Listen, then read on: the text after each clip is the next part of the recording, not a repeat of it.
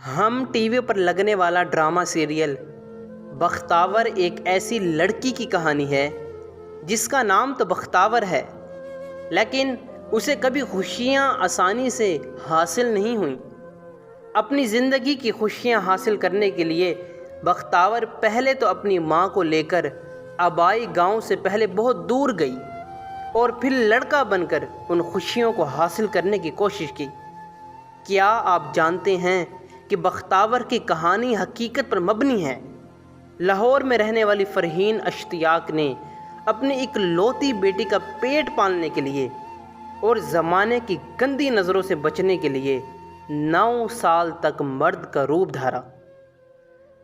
پہلے اس نے نوکری کی اور پھر پیسے جمع کر کے انارکلی میں اپنا چھوٹا سا کاروبار شروع کیا۔ جب حالات بہتر ہوئے تو فرحین نے اپنی کہانی دنیا کو سنائی۔